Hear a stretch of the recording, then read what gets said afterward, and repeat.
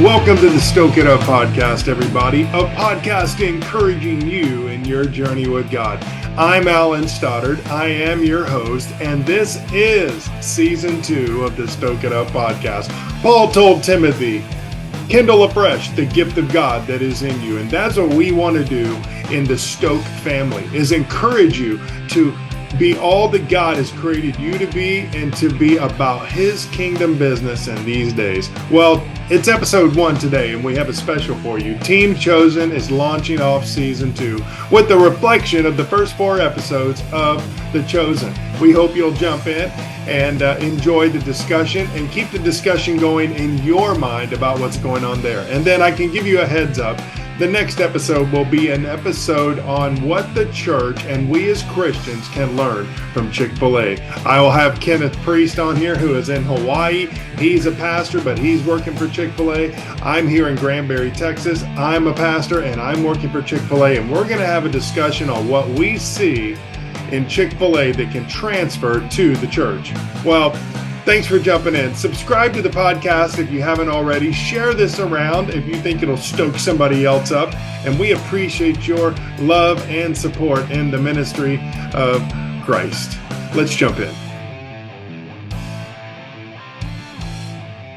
Well, all right, everybody. I am here with Team Chosen -1. Tim Ebert, who wouldn't even text me back today. Now he's doing something important, but Tim could not be here tonight. But I'm here with Aleise Elsenboss and Renea Kren, and we are launching up season 2 of the Stoke It Up podcast. And we're starting off with our fan favorite, which is The Chosen. And so season 3 has kicked off. I went to see it in the theaters. I would go back. I just really enjoyed that. I totally lost my emotions in the theater on that. I just did not see some of that coming. So welcome back to the podcast, guys. Let's talk about The Chosen. I want to know what you guys' reaction is to the first 4 episodes. We're not going to cover all that in detail, but what's going through your minds? You knew we were coming on. What's the first thing you guys would jump in and just your response to season 3, the first 4 episodes? I have to agree. I saw it in theaters as well, and for the first 2 episodes, and it caught me by surprise how emotional and funny. There were times I was laughing, I was crying, I was laughing and crying.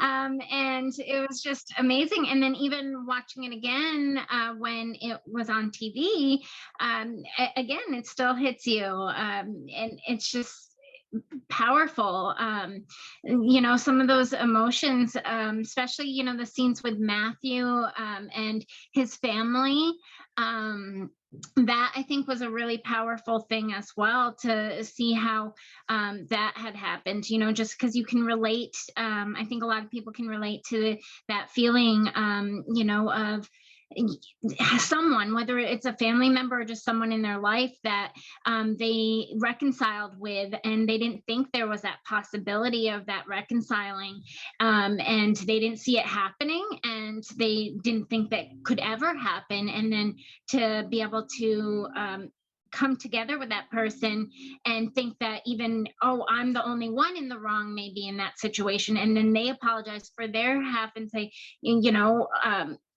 it was just amazing. And that feeling of just that emotional, it was just so much. Let me ask you guys this. Speaking of emotion, because I think it's the end of the first episode of the season 3, where Matthew comes back up. He's in front of his family, and he says Alphaeus to his dad, and his dad says son, and it ends. Yeah. These guys are the master of emotion. Yeah. And I mean that in a good way.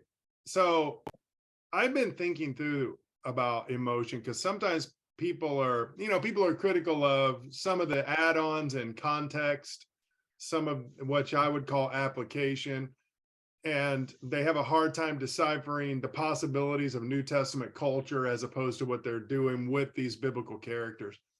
But what do you guys think of this? I think the emotion taps into the role of the Holy Spirit in a believer's life. We want the Holy Spirit to move, but sometimes I want to say to these critics, I want to go, you guys say you want the Holy Spirit to move, but you're against a little bit of emotion. The Holy Spirit, in a very positive way, moves our emotions. I mean, he moves us. In Acts 2, he moved them. They were moved and filled with the Spirit. And that wasn't just they stood there and were robots. They were moved by emotion. What do you think of that? The use of emotion in this and the role of the Holy Spirit? Well, I think you're right about the critics not liking part of the emotion, because I think once we do have that Holy Spirit in us, I really think that is what's moving us, because we can understand that. We can truly understand that. And it's not, how can I say it? I want to say it's not fake. This is real. This is, we can relate to it, because even though it was, 2,000 years ago, we haven't changed that much when it comes to emotion and knowing the Holy Spirit. Yeah. I agree with what you said, Alan. I love it. I was off and on in tears. They have just, I think about it a lot. I'm not watching barely any secular TV, and I'm literally binging The Chosen. I'll keep it on when I'm doing something else even. And I just thought about that. I thought about how people are critical of it. And then I thought about the production. Yes, it is production and it is set up for emotion, but is that not the kind of response that we want in people? We want them to see those situations like Aleise just described, and we want them to have those kind of victories in their own life. Right. So, and see themselves. We want them, and I think that's what Dallas and them are wanting, for the people to see themselves in these situations. Right. And I mean, I think one of the critic moments too would have been the scene. I think it's still that same episode shortly before Matthew went to go see his parents. Matthew went to Mary's house and he was standing outside, and Mary noticed he was outside and went to the door and was like, Matthew, what are you doing here? Are you okay? And he was like, I don't know where to go. Right. And one, that wouldn't have been an acceptable thing, because it's a woman's house, knowing that there's only women there.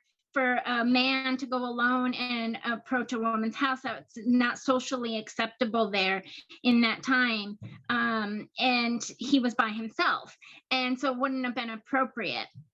And however, in that situation, he was such an outcast even among that group, because he was the ex-tax collector, and then Mary also felt kind of like that, bad, person because of her past, so they both had that connection, that they were drawn together in this, so it gave you that feeling of like, hey, I can relate to feeling alone, or someone that feels like an outcast, and having maybe someone that they can connect to and go to. And even it was just a brief thing. She's like, it's okay to be wrong sometimes, or make mistakes, I think is that what she said.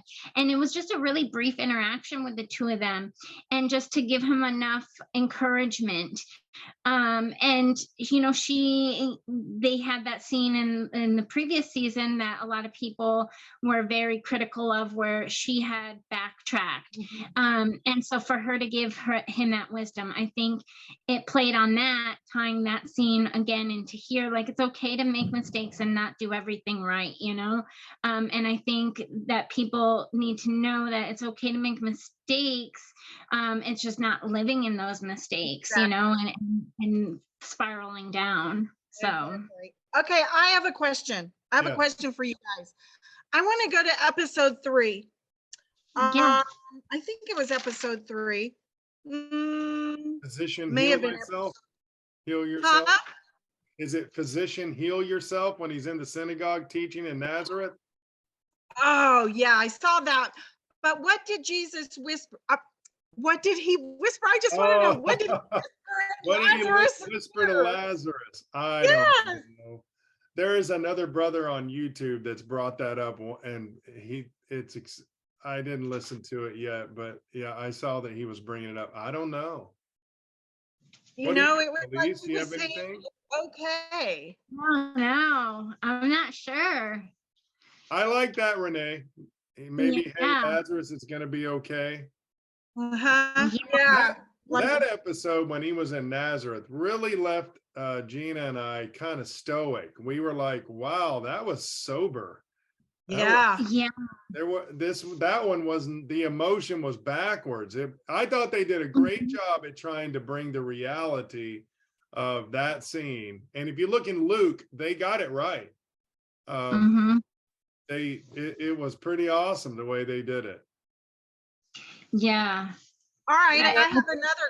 Yeah, do it. I have another question. What was Jesus praying when he washed his hands? You know, when he went into his mom's house, he washed his feet at the door, but then he went to the table and he was washing his hands. But what was he saying? What was he praying? What was he? I don't know. Do y'all remember that? I barely do. Yeah, it was very quiet that he was doing it as he was washing his hands. Yeah, I don't know that it was very quiet that I didn't hear it. I'm going to be listening for it now. I'm going to have to go watch it tonight. Yeah, I watched it. I've seen it twice. Probably not as much as you two, but I've seen it twice and I still didn't get it. And now that I think about it, you know, he knew what he was going to be talking to his mom about. And so maybe that was just a conversation that he was having with the father. Okay, how about this one? When he goes through that crowd in Nazareth and he goes, not today. Oh, I loved it. And then he walks through, and then when he gets through that initial crowd, he looks up at the father. Yes, I saw that. That is it. I watched that. I think I've seen that 3 times. I'm like, wow. I think that's what's going on with them, is they're showing glimpses of Jesus' relationship with the Father. Yeah. Yeah, 100%. He looks up as he walks through. Yeah, and the look on his face was like, how about that, Dad? Yeah. Loved it. Yeah. How about this? What did you guys think of was it the last episode? No, it may have been was it Physician Heal Yourself? I think it was. It was the beginning of that one or was it episode 4? It was episode 4 when they come back from doing the ministry. The episode opens with them doing ministry and healing people. What did you guys think of that? Yeah. I thought that was awesome because I think it really showed that they were surprised that they could do things, and just the changing in their mentality too. You see some of them shifting in their confidence and really coming into their own. Some of them, I think, getting a little like full of themselves kind of as well, which can happen. Like, you would see some of them like thinking, oh, I'm all powerful, and and taking it upon themselves versus putting it on God. Saying, this is God, and like saying, I'm doing this, like you saw that kind of mentality in a couple of them, which you could see that it would be easy for someone to be in the flesh in that, like, I'm doing all these things versus saying, oh, God's helping all these people. So I think it's a good way to kind of show that, like, you could have some people that it would be a struggle, being able to heal people and then not start getting a big head over it and getting away from God in it. And, how that focus you would have to keep on returning, like, this is God. I have nothing to do with this, And so, and then you have a lot of them that were, like, wow, like this is amazing that God is doing this. Like, this isn't something that we have. This is God. And I thought it was really neat how they did that. And then I liked how it was quiet. You didn't hear anything until they prayed. Yeah. I thought Yeah. I thought that was really powerful. What do you think, Renee? What did you think when you first saw it? I really liked it. I know I've seen and read some other things that people didn't like the way that it opened up, but I loved it because it did show them going out and doing it. And as Aleise said, some of them were very shocked at what they were doing or what they could do, but it was because of this, just like Judas said, that he was working through them. And I was surprised that happened to be Judas's line, because, in episode 4. But the thing that I really, as they're sitting around the table at Peter's house, was, I think it was Big John, Mm-hmm. who is having doubts and feeling he doesn't even believe what he's saying, and he doesn't even know what he's saying. Right. And that right there, that really made me think. The doubts made me think. The doubts that he had made me think, because, being honest, there are times when we can pray, but do we really believe that what we're praying for, that God is going to do something? Does that make sense? Yeah. Because he just had these doubts and he felt like a phony. Mm-hmm. And that one got me right there. I was like, oh, wow. I can understand where he's coming from there. Yeah. But one of my favorite lines, actually I have 2 favorite lines, but one of my favorite lines was, please let it be Jesus. When, knocking on the door. That's great. Yeah. I loved it. I loved it. Oh, and I don't know if you guys know this, but have you noticed that one of the lines that is almost in all the episodes is, if not now? Yeah. Mm-hmm. Have you caught that? Yes. Yeah. Jesus uses it against Mary. Uh-huh. In what is it? Physician, heal yourself. When Yeah. they're sitting there and he says, I'm going to need the box. And it's kind of I'm not going to be back to Nazareth. I'm here to fulfill. Yeah. And she's like, does it have to happen so soon? And he goes, if not now. Not now. Yeah. Yep. When I first saw the episode with them doing the healing, when I first saw it, I thought it not what I thought it was going to be. I thought, and here's the problem with The Chosen, is that they have an impossible task. They're trying to put in production the gospel story and put context around it and do application through the New Testament context, which is what preachers do every week. And I think that some preachers, I want to go, well, you're all messed up because they're doing it better than we are. But when I saw it the first time, I thought, that wasn't what I thought. I thought I was going to see, I was going to think it's like one of those episodes, like the end of the first episode of season 1 or some big. But then when I rewatched it, I thought that was magnificent. And the big one that stuck out to me is they showed kind of their innocence. And y'all believe that. I'm using the word innocence. And doing ministry, they're going into rooms and they're having to lay hands on people in awkward situations. And at the beginning, they don't even know if they can pull it off. They haven't experienced this yet. And so I really enjoyed that part of it where they showed these guys are rookies. Right. What about when Yeah. Matthew goes and he he like throws the oil. Yeah. That was so funny. Oh my Yeah. gosh. Yeah, that was good. I loved it. Guys' thoughts about Gaius, the one that was, you know who I'm talking With about. Peter? He's the one that was with Matthew all the time. Yes. Gaius is the Roman soldier. Yeah.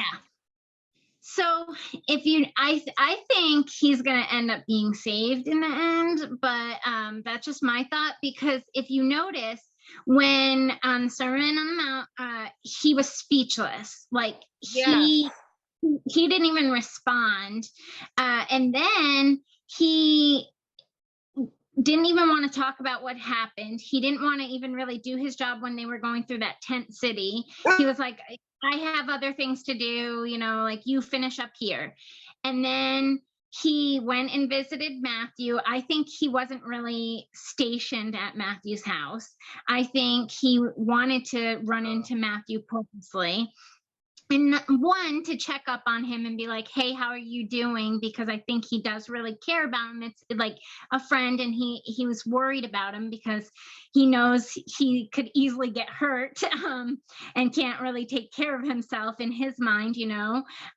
So he's worried about him. But I think also he's like, I want to know a little bit more about what's going on with you, who this person you're following is, and you know, you just see that. And then this last episode, he is, you know, hanging out and sitting by the cistern, right? By the cistern, he's having that conversation, which you're like, Simon Peter is like talking to him, which that's shocking enough as it is, because he doesn't like Matthew even, you know, so like for him to be and like having a conversation with Gaius. But I think he's kind of inching towards like finding out more about Jesus. So he's scared. curious. Yeah. All right. What do you think about Atticus? You think he's curious? I think a little bit.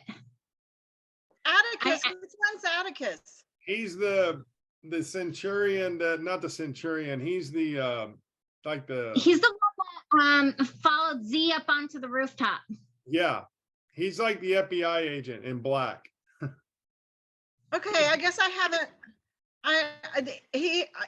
He went with Gaius to report on. Yeah, he's the one talking to Gaius after the Sermon on the Mount. And he's going, and Gaius says, nice conversation. Yeah. Okay, I want to ask you guys one more thing. And it's going to be interesting to see how they develop these characters and how they become Christians. Let's do one more topic before we get off tonight.